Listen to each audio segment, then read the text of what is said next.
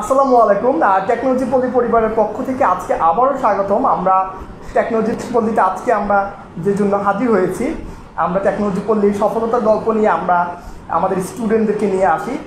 আমাদের যে কারণে আজকে এই আসার উদ্দেশ্যটা সেটা হচ্ছে আমাদের সফল একজন স্টুডেন্টের সফলতা গল্প শোনার জন্য। আমরা সবসময় টেকনোলজি পল্লী ইনস্টিটিউট একটা কথাই বলি, আমরা যদি জবাবদিহিতার জায়গা না থাকি কখনো আমাদের বেনিফিট বা আমাদের কোয়ালিটির জায়গাটা আপনাদের কাছে নিয়ে আসতে পারবো না, বা আপনাদেরকে ওই জায়গাটা বুঝাতে পারবো না যে টেকনোলজি পড়লে কেন দেশ সেরার জায়গায় আস্তে আস্তে নিজেদের জায়গা করে নিচ্ছে, বা নিজেদের জায়গাটাকে আস্তে আস্তে তাদের একটা কঠিন জায়গায় থেকে কত সুন্দর একটা জায়গা প্লেসমেন্ট করে নেওয়ার একটাই বড় কারণ, আমরা সবসময় জবাবদিহিতার জায়গা খুবই স্ট্রং। আমরা প্রতিনিয়ত বলে থাকি প্রতিটা ব্যাচ থেকে আমাদের টেকনোলজি পল্লীর স্টুডেন্টরা তাদের জব প্লেসমেন্ট করে নেয়, তাদের নিজেদের যোগ্যতা এক্সপার্টিস ওই জায়গাটা পরিচয় দিয়ে আমরা আমাদের জায়গা থেকে সম্পূর্ণরূপে চেষ্টা করি যেন আমাদের স্টুডেন্টদেরকে 100% কোয়ালিটিতে ইনশিওর করে তাদেরকে তৈরি করে দেওয়ার জায়গাটা। ঠিক তারই ধারাবাহিকতা আজকে টেকনোলজি পল্লীতে আমরা নিয়ে এসেছি ফেনী কম্পিউটার ইনস্টিটিউটের সদ্য ডিপ্লোমা পাস করে একটা স্টুডেন্ট, যে কিনা এখন হ্যাশট্যাগ আপনার কোম্পানিতে ব্রডব্যান্ডে তার নিজের অবস্থানটা করে নিয়েছে। সুন্দর তার কাছ থেকে তার পরিচয়টা আগে একটু জেনে নেই, সে কী করেছে টেকনোলজি পল্লীতে এবং কোন ট্রেনিংটা করে আজকে সে তার জব প্লেসমেন্টের জায়গায় পৌঁছে গিয়েছে। সবার আগে তোমার একটু পরিচয়টা দিলে টেকনোলজি পল্লীর স্টুডেন্ট বা বিএসডব্লিউ দিয়ে দাও। আসসালামু আলাইকুম, আমি ফেনী কম্পিউটার ইনস্টিটিউটের 12 ব্যাচের স্টুডেন্ট। ডিটিএনটি টেকনোলজি থেকে আমি ডিপ্লোমা কমপ্লিট করেছি। বর্তমানে আমি ঢাকা ইন্টারন্যাশনাল ইউনিভার্সিটিতে আছি। আর আমি এই technology পল্লীতে 3-in-1 corporate networking 3-in-1 যেটা, ওই কোর্সে ব্যাচ 2 কমপ্লিট করেছি। কমপ্লিট করার পরে আমি এখন আলহামদুলিল্লাহ বর্তমানে হ্যাশট্যাগ ব্রডব্যান্ড লিমিটেড কোম্পানিতে সাপোর্ট ইঞ্জিনিয়ার হিসেবে আছি। আমি আস্তে আস্তে আমরা সফলতার গল্পটা শুনবো, কি কি টেকনিক অবলম্বন করে আজকে তার জব প্লেসমেন্ট বা সাকসেসের জায়গাতে এসেছে, প্রতিটা জিনিস তার মুখ থেকে শুনবো। যারা আমাদের সাথে কানেক্ট আছেন বা কানেক্ট এখনও হন নাই বা কানেক্ট হচ্ছেন, সবার উদ্দেশ্যে বলবো ওর কিছু কিছু দুর্বলতা আর কিছু কিছু স্ট্রং জায়গাগুলো যেগুলো ও মেনটেন করে আজকে ওর সফলতার জায়গায় পৌঁছে গিয়েছে, সেগুলো আপনিও মেনটেন করে বা আপনি ফলো করে আপনিও আপনার সাকসেসের জায়গায় পৌঁছে যেতে পারেন। সবাই একটা উদ্দেশ্য থাকে, কোনো কিছু দেখার মধ্যে দিয়ে আপনি আপনার সফলতা বা গন্তব্যস্থলে পৌঁছে দেওয়াটাই থাকে আমাদের মেইন উদ্দেশ্য। সো আগে তোমার কাছে আমি একটা প্রশ্ন করে নিতে চাই, টেকনোলজি পড়লেই বা শুরু থেকেই তোমার সাথে ছিল কিনা, তোমার এই সফলতার দ্বারপ্রান্তে আসার কতটুকু টেকনোলজি পল্লী তোমার সাথে ছিল, বা টেকনোলজি পল্লী তোমার সাথে কতটুকু সাপোর্টিং রোল তোমার সাথে কাজ করেছে? আমি টেকনোলজি পল্লীতে আসার আগে থেকেই বিশেষ করে আমার সাথে যে মানুষটা বসা, এই মানুষটাকে অনেক আগে থেকেই পরিচয়টাই হচ্ছে যে নেটওয়ার্কিং জগৎ দিয়ে। ওনার সাথে পরিচয়টা হওয়ার পর থেকে আমি যখন টেকনোলজি পল্লীতে আসি, তখন থেকে পুরোপুরিভাবে যতটুকু স্যারের যে লেভেলে আমাদেরকে নিয়ে যাওয়ার জন্য অনেক পরিশ্রম করছে। আমরা যে জিনিসটা বুঝি না ওইটা হাতে ধরে নিজ থেকেই যে জিনিসটা বুঝতাম না, স্যারকে কোশ্চেন করার আগেই স্যার নিজে থেকেই আমাদেরকে ওই জিনিসটা শিখিয়ে দিত, হাতে ধরায় বুঝিয়ে দিত। আমি ওই জিনিসটা পারতেছি না, স্যারকে আমি একটা নক করার দেরি, স্যার বলতেছে যে ওই জিনিসটা এভাবে হবে। তো আশা করি স্যারের কাছ থেকে অনেকটুকুই হেল্প পেয়েছি। ইনশাল্লাহ ভবিষ্যতেও যতটুকু যাব, স্যার প্রতিদিন আমাদের সাথে থাকবেন, আছে সবসময় আমি স্যারকে পাশে পাবো, এটাই আশা করি। তোমাদের টেকনোলজি এই ইন্ডাস্ট্রিতে কাজ করতে হলে অনেক প্রতিবন্ধকতার সৃষ্টি আমাদের হতে হয়, বা আমাদের টেকনোলজি ইন্ডাস্ট্রিতে কেউ যদি নেটওয়ার্ক ইন্ডাস্ট্রি নিয়ে কাজ করতে হয়, অনেকের অনেক ভুল ধারণা থাকে। অনেকে মনে করে কি, আমি যদি আমার ডিপ্লোমাটা শেষ করে বা বিএসসিটা শেষ করে আমি একটা ট্রেনিং নিয়ে তারপরে চাকরি ক্ষেত্রে যাব। এই জিনিসটা তোমার এখন চাকরি এই যে থাকা অবস্থা, তোমার কাছে কি মনে হচ্ছে একটা স্টুডেন্ট তার আফটার দ্য ডিপ্লোমা বা আফটার দ্য বিএসসি পরে ট্রেনিং করে বা প্রফেশনাল এক্সপার্টিস জায়গাটা তৈরি করে সে কি ওই জায়গায় যাওয়া কি সম্ভব? না স্যার, আসলে হচ্ছে যে ডিপ্লোমার পরে আমরা যে ট্রেনিংগুলো করি, এই ট্রেনিংগুলাই আমার মনে হয় যে পারফেক্ট একটা সময়। কারণ ডিপ্লোমার আগেই আমরা একটা মানে উচ্চ লেভেলের কাজের ক্ষেত্রে কাজটা শিখে নেওয়াটাই আমার মনে হয় যে বেটার। কারণ আমরা ডিপ্লোমার পরেই সবাই হচ্ছে যে মধ্য পরিবারের সন্তান, যেহেতু আমাদের ডিপ্লোমা যারা করি সবাই এই ক্ষেত্র থেকে আমি মনে করি যে কাজগুলা আগে থেকেই শিখে রাখা। আমাদের বিএসসি করতে আরও 4 বছর লেগে যায়, তো 4 বছর যদি আমি বিএসসিতেই যদি ইনভেস্টমেন্ট করি সেই ক্ষেত্রে দেখা যাবে যে আমি কাজের শেখার পরিধিটা আরও বেড়ে যাচ্ছে। তো যেহেতু এই কাজের পরিধিটা যদি বেড়ে যায় তাহলে আমি বিএসসির পরে যাইয়া কখন কাজটা শিখবো, কখন আবার কাজে যাইয়া জয়েন করব, সেই ক্ষেত্রটা স্যার অনেক বিশাল হয়ে যায়। তো আমার মনে হয় না যে বিএসসির পরে কাজটা শিখা মানে আমাদের পক্ষে পড়াশোনার পাশাপাশি কোনো কিছু একটা করে নিয়ে যাওয়াটাই সবচাইতে বুদ্ধিমানের কাজ। এটাই স্যার, কারণ বাংলাদেশের প্রেক্ষাপটে কখনো আফটার চিন্তা করে কোনো জায়গায় পৌঁছে যাব এই জিনিসটা বোকার স্বর্গে ছাড়া আমি মনে করি কোনো অংশে কিন্তু সফলতা পাওয়া অতটা সম্ভব না। যেটা আজকে তুমি প্রতিপালিত হচ্ছ যে ডিপ্লোমা শেষ না করে বা ওই কর্পোরেট ট্রেনিং যদি তুমি সঠিকভাবে না নিতা তাহলে কিন্তু আজকে তুমি এই ডিপ্লোমার পরপরই এই মানে চাকরি পাওয়ার পরে বিএসসিতে ভর্তি হইতে পারতো না, হয়তো তোমার এখানেই থেমে যেতে পারতো তোমার কেরিয়ারটা। কারণ 4 বছর এই যে কেউ বেসরকারি থেকে পড়ে কেউ সরকারি থেকে পড়ে, এত টাকা খরচ করার পর বাবা মার আর ওই 4 বছর টাকা দেওয়ার ওই মেন্টালিটিটা অনেক অংশে থাকে না স্যার। সেক্ষেত্রে বুদ্ধিমানের কাজটা যদি সঠিক জায়গায় সঠিক মানুষের কাছে না পড়ে তাহলে কতটুকু বিপদে পড়তে পারে সেটা তোমরা খুব ভালোভাবেই জানছো, যারা এখন সফলতার দ্বার প্রান্তে দাঁড়িয়ে সবার উদ্দেশ্যে তোমার সাকসেস স্টোরিটা তাদের কাছে তুমি শেয়ার করছো। তোমার প্রতিবন্ধকতার জায়গা থেকে কি কি ফেস করেছো তুমি এই নেটওয়ার্কিং ট্রেনিং করতে আসার আগে বা এই কেরিয়ারে যখন তুমি ফার্স্ট এসেছো তোমাকে অনেকে অনেক ভুল তথ্য অনেকে ভুল কেরিয়ার প্ল্যানিং দেখিয়েছে যেটা তোমার অনেক ক্ষতি হতে পারতো, বাট তুমি তোমার জায়গা থেকে কতটুক তোমার এই প্রতিবন্ধকতাকে পার করে আজকের এই জায়গায় এসেছো এটা যদি তুমি একটু করে শেয়ার করো। কি কি প্রতিবন্ধকতা তোমাদের ছোট ভাইদের আসতে পারে সেটা, বা যারা নেটওয়ার্ক ইন্ডাস্ট্রিতে আসতে চাচ্ছে তাদের কি কি প্রতিবন্ধকতা ফেস হতে পারে সেটা কিভাবে সমাধান করে এই জায়গায় পৌঁছানো যায় সেটার টেকনিকগুলো তুমি যেভাবে সলভ করেছো তুমি আজকে ওদের সাথে শেয়ার করবা। আমি বলতে গেলে প্রথম 3rd থেকে 4th সেমিস্টারের দিকে আমি প্রোগ্রামিংয়ের দিকে ঝুঁকি। তখন স্যার আমার টোটালি আমার মাথায় ঢুকতো না প্রোগ্রামিংটা। আমি অনেকটুকুই করি, প্রায় জাভা স্ক্রিপ্টটা পর্যন্ত করি। জাভা করার পরই আমার মাথায় আর ধরতেছে না। যখন আমি প্রোগ্রামিংটা আর পারছি না অনেক বড় ভাইদেরকে আমি নক করি যে ভাইয়া আমি কিভাবে কি করতে পারি, আমি কি প্রোগ্রামিং নিয়ে আগাবো নাকি আমি নেটওয়ার্কিং নিয়ে আগাবো, যে আমি প্রোগ্রামিংটা ভালোই পারছি না, আমি যে কোনোভাবেই হোক মানে মনোযোগটা দিতে পারছি না। তো সেক্ষেত্রে আমি পরবর্তীতে কারো থেকেই তেমন একটা সাজেশন পাইনি। সবাই বলে যে তোমার মনটা কী চায় ওটাই করো। কিছু একজন ভাইয়া ছিল যার সাথে আমি মোটামুটি এখনও ফেসবুকে মানে কমিউনিকেশন করি। উনি এখন বর্তমানে নিউ ইয়র্কে আছে নেটওয়ার্কিং জগতেই। তো ওনার সাথে মোটামুটি ভালোই রেসপন্স পাই যে নেটওয়ার্কিংটাই যদি তুমি করো তাহলে এভাবে করতে পারবা। তো তারপরেই আমি ইন্ডাস্ট্রিয়াল অ্যাটাচমেন্টের জন্য আসি ঢাকাতে। তো আসার পরেই আমি আমার স্যারের সাথেই দেখা, আপনারা যারা আমার সাথেই আছেন আমার স্যারকে দেখছেন আমার পাশে বসা, ওনার সাথেই দেখা। তো উনি আমাদেরকে প্রত্যেক একটা স্লাইডের মাধ্যমে সব কিছু বুঝিয়ে দিয়েছেন, কিভাবে কি করলে কি হবে, কোন জবে আমি যাব, কিভাবে করলে আমি এই সবগুলা প্রবলেম সলভ করতে পারবো। তো এটা দেখার পরে আমি আর মানে অন্যদিকে মনোযোগ দিই নাই যে আমি প্রোগ্রামিংয়ে যাব নাকি নেটওয়ার্কিংয়ে যাব। আমি ডিরেক্টলি চলে গেলাম যে নেটওয়ার্কিংয়েই আমার মনটা স্থির হয়ে গেল যে আমি এটা করলে আমার ভবিষ্যতে ক্যারিয়ারটা ডেভেলপ করার আমার চিন্তাভাবনা নেটওয়ার্কিংয়ে ঢুকে গেল।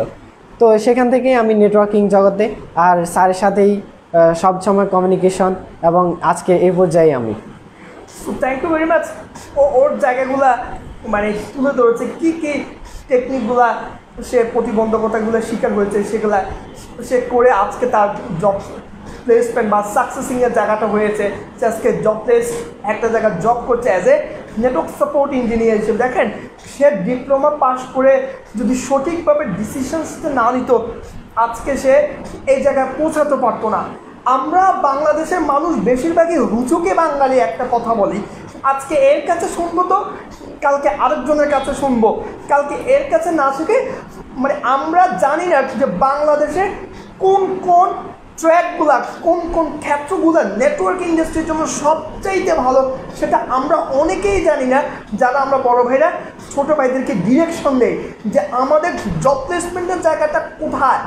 বাংলাদেশে বিটিআরসিতে যেখানে 27টা ক্যাটাগরিতে লাইসেন্স প্রোভাইড করা হয়, ওই এক একটা ক্যাটাগরিতে মিনিমাম 1 থেকে 150 নাই বলবো, এখানে 200, 300, 400, 500 কোম্পানিও আছে যেখানে প্রতিটা মুহূর্তে আমাদের ইঞ্জিনিয়ার দরকার। অথচ আমরা স্টুডেন্টরা জানি না যে বাংলাদেশে এতগুলা ক্যাটাগরিতে লাইসেন্স প্রোভাইড করে কতটা জব প্লেসমেন্টের ক্ষেত্র আছে আমরা জানি না। আর ব্যাংক বলেন, বিমা বলেন, আইজিএক্স, আইসিডাব্লিউ, আইএসপি, এমন কোনো কোম্পানি নেই যেখানে নেটওয়ার্কিংয়ের কাজের নেই।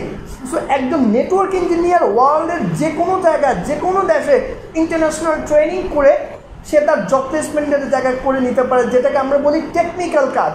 আপনি টেকনিক্যাল কাজ শিখে বাংলাদেশে না থেকে ওয়ার্ল্ডের যে কোনো দেশে যাবেন, এই ট্রেনিংটাই ওয়ার্ল্ড ওয়াইড ট্রেনিং, ওয়ার্ল্ডের যে কোনো জায়গায় আপনাকে অ্যাডভান্টেজ হিসেবে কাজ করে, যেটা এখন বাংলাদেশের নেটওয়ার্ক ইন্ডাস্ট্রির একটা জয় জয়কার। হিউজ স্টুডেন্টের জব প্লেসমেন্ট আমাদের পেজে আপনারা কানেক্ট থাকলেই দেখবেন যে আমাদের স্টুডেন্টরা কত বেশি সাকসেসিংয়ের জায়গা পৌঁছে গিয়েছে।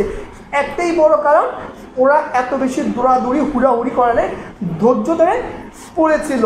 ওকে আজকে আমি একটা কথা বলবো, কয়টা ইন্টারভিউ কল পেয়েছে, মিনিমাম কয়টা ইন্টারভিউ কল পেয়েছো তুমি?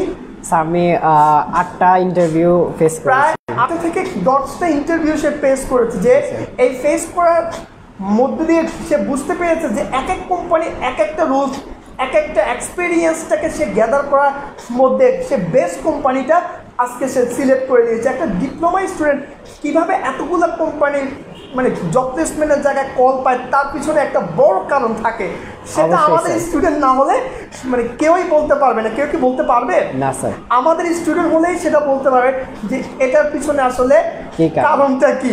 সো আমি একটা কথা বলবো, তোমাদের যারা স্টুডেন্টরা আছে নেটওয়ার্কিংয়ে যদি কেউ আসতে চায় তার প্রথম কোন ট্রেনিংটা করা সবচেয়ে বেস্ট, যেটা তুমি করেছো? আমি মনে করি যদি যারা নেটওয়ার্কিংয়ে আসবে তার 3 in 1, এখানে সিসিএনএ প্লাস মাইক্রোটিকের 2টা পার্ট, এমটিসিএনএ, এমটিসিআরই। আমি মনে করি এটা করলে তার জন্য ডিপ্লোমার পরে চাকরির ক্ষেত্রটা আর বাধা বিমুখ হবে না, সে জায়গা রেডি হয়ে যায় চাকরির জন্য নাকি? তার জন্য একটা জায়গা মানে সম্পূর্ণভাবে রেডি হয়ে আছে। বাট আমরা ভুলটা করি কোথায়?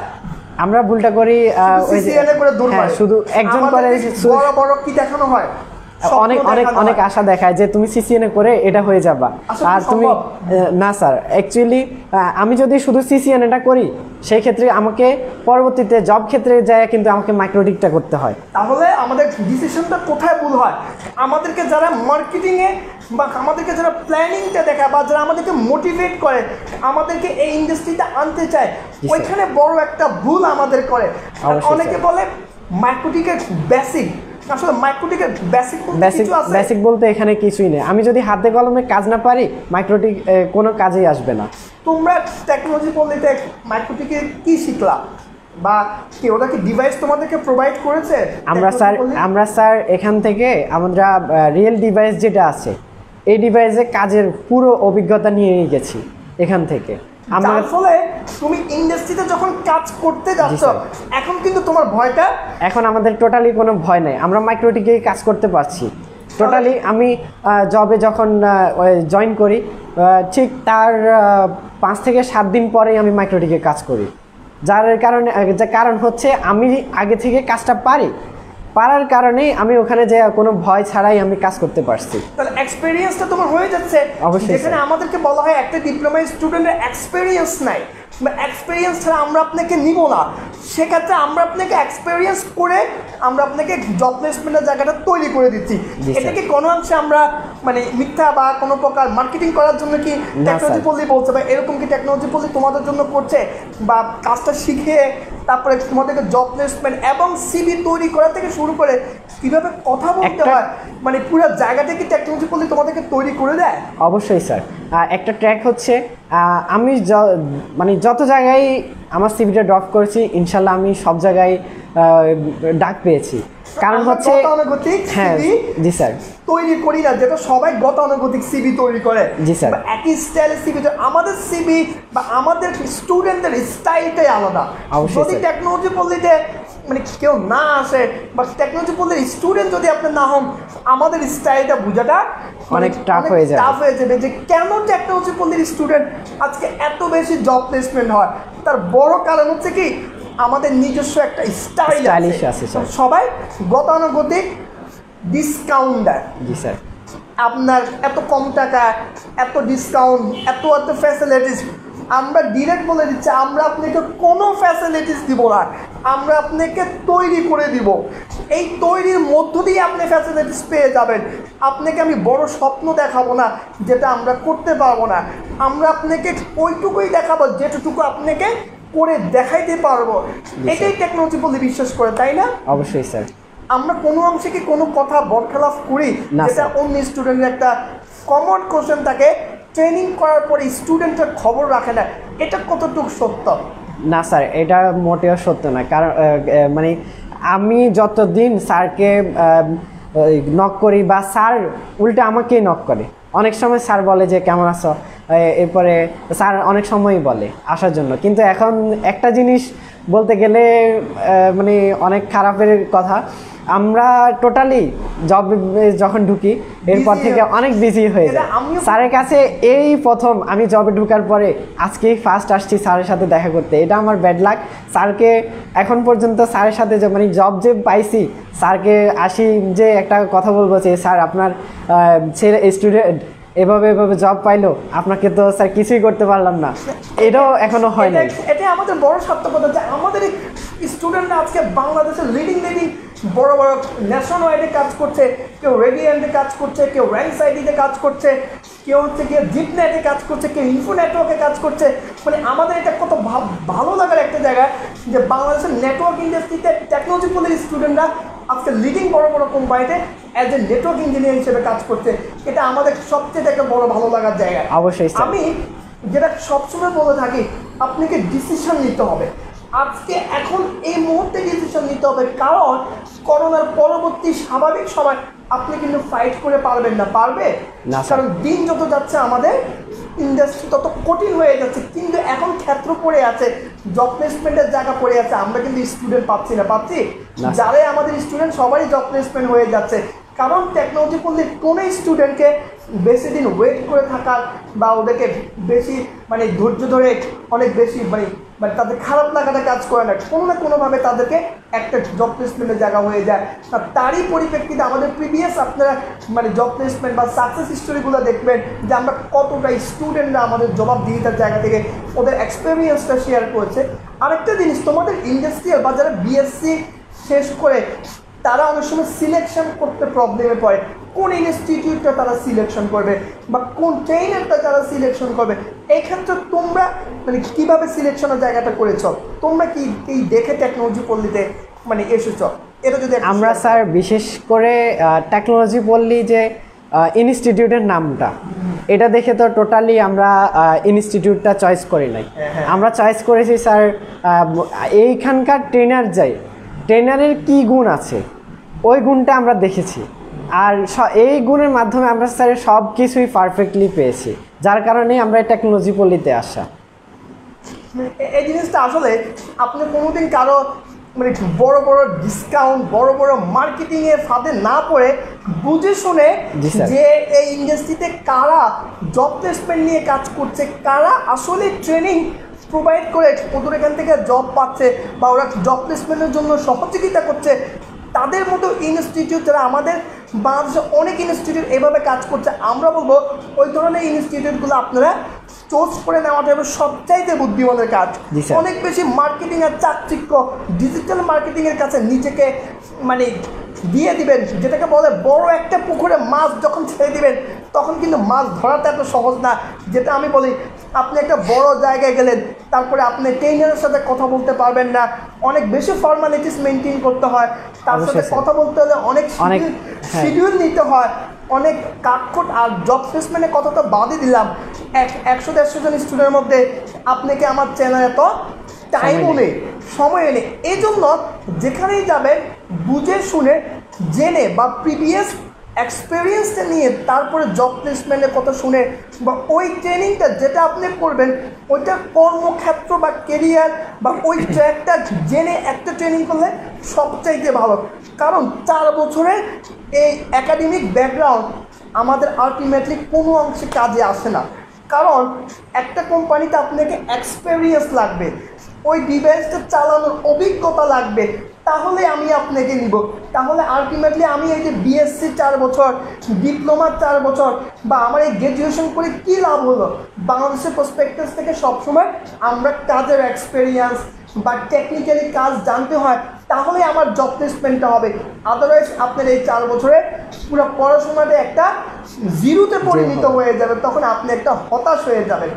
তাই এই প্রফেশনাল ট্রেনিংটা আপনাকে যথাযথ জায়গায় যথাযথ ইনস্ট্রাক্টর বা মেন্টরকে সিলেক্ট করে করাতে হবে সবচেয়ে বুদ্ধিমানের কাজ, তাই নাকি? সো তুমি এখন তোমাদের যারা ছোট ভাই আছে, যারা করতে ইচ্ছুক, তাদের প্রতি তোমার একটা কি রিকোয়েস্ট থাকবে বা তারা টেকনোলজি পল্লীতে আসার জন্য তাদের কাছে তোমার কী আহ্বান থাকবে? কোন সেমিস্টারে আমরা আপনাদের কমেন্টসগুলো পড়বো, আমরা শেষের দিকে আমরা কমেন্টসগুলো পড়বো, আপনারা কমেন্ট করতে পারেন। যাদের যে কোনো প্রশ্ন কমেন্ট সেকশন খোলা আছে, আপনারা কমেন্ট করেন, আমরা আপনাদের প্রতিজনের কমেন্টগুলো খুব সুন্দরভাবে আপনাদের সাথে উপস্থাপন করার চেষ্টা করব ইনশাল্লাহ। আমি বলবো ফেনী কম্পিউটার ইনস্টিটিউটের যত স্টুডেন্ট আছে, আমার ছোট ভাই যারা আছো, যদি মানে যারাই নেটওয়ার্কিংয়ের জগতে আসতে চাও, প্রথমত যে জিনিসটা জানবা, প্রথমে যেই ইনস্টিটিউট হোক, যদি তুমি নেটওয়ার্কিংয়ের ট্রেনিংটা করো, সেই ক্ষেত্রে তুমি প্রথমে আমি বলবো যে টেকনোলজি পল্লীকে একটু প্রায়োরিটি দিবা। কারণ হচ্ছে এখানকার যে ইনস্ট্রাক্টরগুলো আছে এগুলো অনেক আন্তরিক, এবং যা তোমাকে শিখাবে আমি মনে করি না এই বর্তমানে এখানকার মানে যতগুলো ইনস্টিটিউট আছে নেটওয়ার্কিংয়ের জন্য পারফেক্ট। কারণ হাতে কলমে যদি না শিখতেই পারি, আমি ট্রেনিং করার কোনো মূল্যই নেই। আমি একটা কর্পোরেট ট্রেনিং করব আমি নিজেকে ডেভেলপ করার জন্য, আর যদি নিজেকে ডেভেলপই না করতে পারি তাহলে সেই ট্রেনিং করে আমার কোনোই মূল্য হবে না। তো সেই ক্ষেত্র থেকে আশা করি তোমরা টেকনোলজি পল্লীকে প্রথম প্রায়োরিটিতে রাখবা।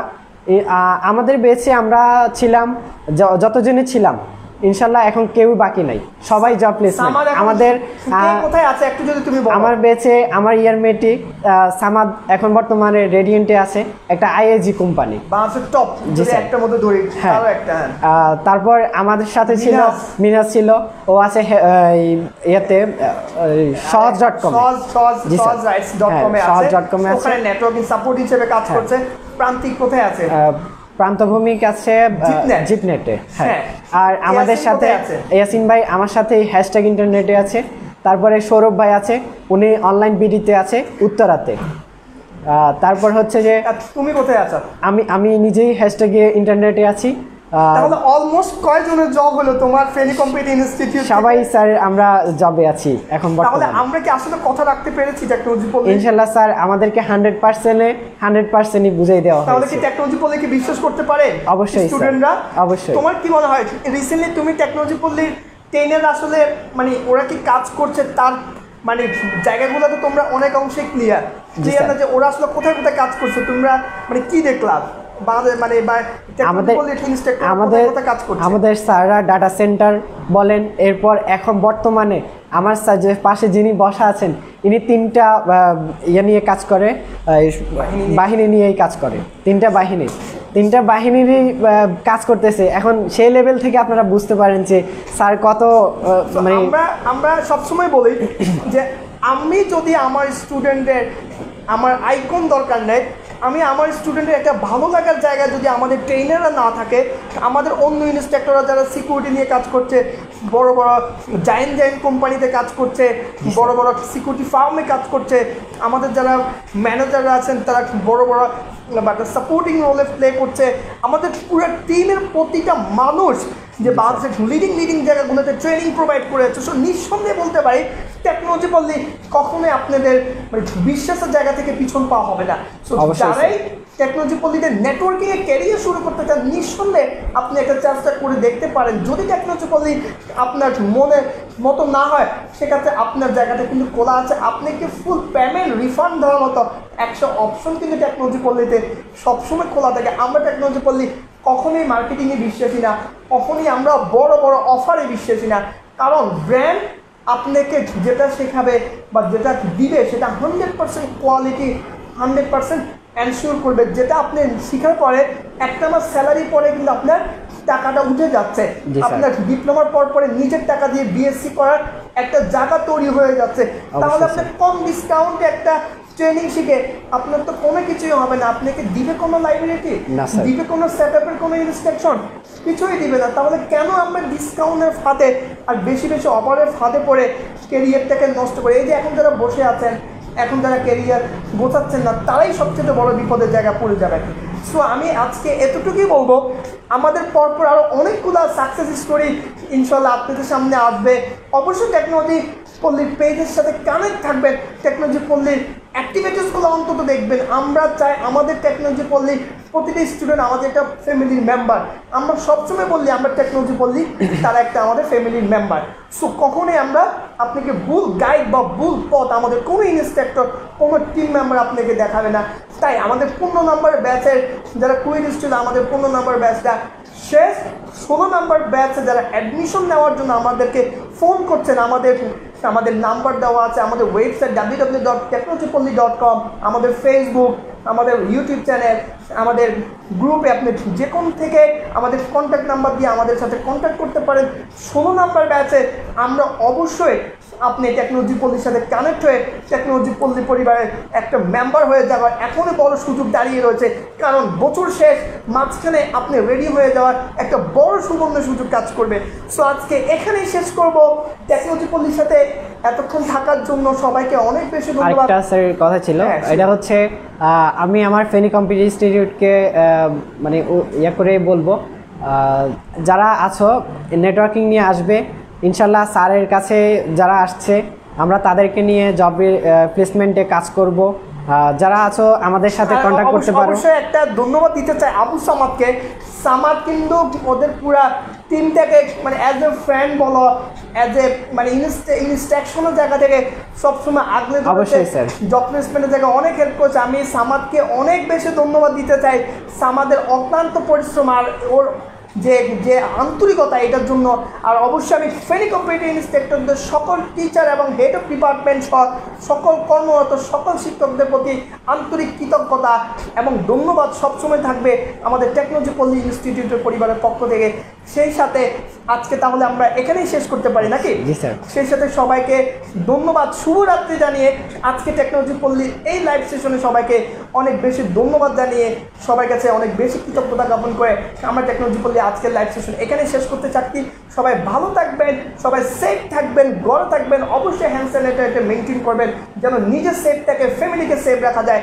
এরই মধ্যে দিয়ে আমরা শেষ করব আজকের এই লাইভ সেশন। সবাই ভালো থাকবেন, আল্লাহ হাফেজ, শুভরাত্রি সবাই। সে পর্যন্ত আগামী এপিসোড পর্যন্ত আবারও দেখা হবে। আল্লাহ হাফেজ, গুড নাইট, আসসালামু আলাইকুম।